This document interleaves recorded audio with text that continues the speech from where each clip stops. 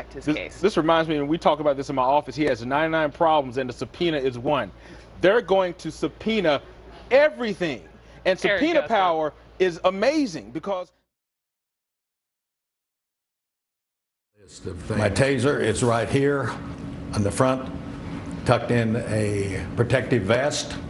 My gun itself is on my side, normally to the rear. This has happened a number of times around the country. I have read about it in the past.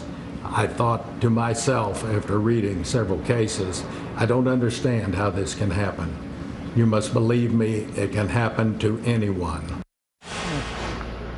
With me now, criminal defense attorney Eric Guster, and what an interview that was, right? The stand-up demonstration, the family members sort of holding on to him, behind him, and all these questions from Matt Lauer. Let's just begin with, if you were defending this man, would you have let him do that interview?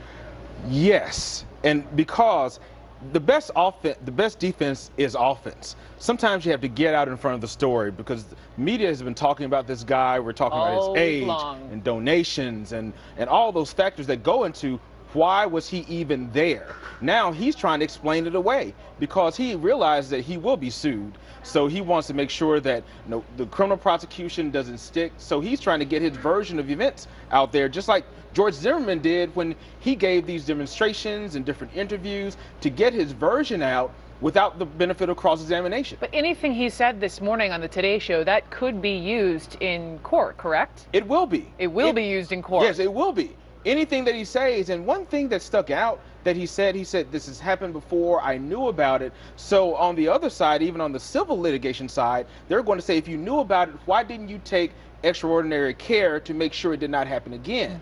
So those types of things will come into issue when he's dealing with this type of case. I think what struck me the most is when you see him stand up, and we played part of this before, where he's pointing to where a gun would be here, a taser would be here, and the other would be in his holster. Let me just ask you, and you hear him say he's apologizing to the families. You hear him on the tape saying, "I'm sorry, this was a mistake." If it is a mistake, can prosecutors still convict?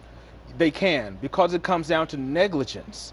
Many people are prosecuted for the mistakes that they make. They make a mistake by driving too fast, or they make a mistake by weaving into the wrong lane when driving. But this type of mistake has led to someone who's death. Were you surprised he stood up and gave that demonstration on live TV? A little bit, because it was a little weird for him to do that. To give a demonstration, I would have just given my client the opportunity to say he was sorry, because he's a remorseful type of defendant. He's older, he looks kind of weak, but then on the flip side, he was out there doing a sting operation and tasing a guy. So he's walking very slowly going to the courthouse. He looks kind of older on this video, but those things the public has seen as well. Why was this old feeble guy out there at the scene? So he has two different stories and two different narratives that he's working against. Well, it sounds like he would say, and those in his camp would say, he was properly trained. We've talked to these Tulsa World reporters in the newspaper who were breaking the story, saying that they have these sources saying that they were falsified, and he was responding to some of that this morning on the Today Show. Here he was. That is not correct.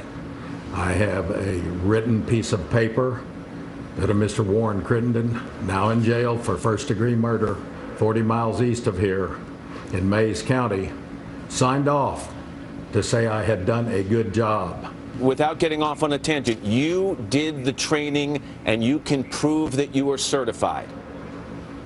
That is absolutely the truth. I have it in writing. So he says he has it in writing. Tulsa World has something else from a source saying no, and that even those who didn't want to do the doctoring had to go away, right? And so what happens if it's discovered that it is falsified? How would that then affect his case? This reminds me, when we talk about this in my office, he has 99 problems and the subpoena is one. They're going to subpoena everything.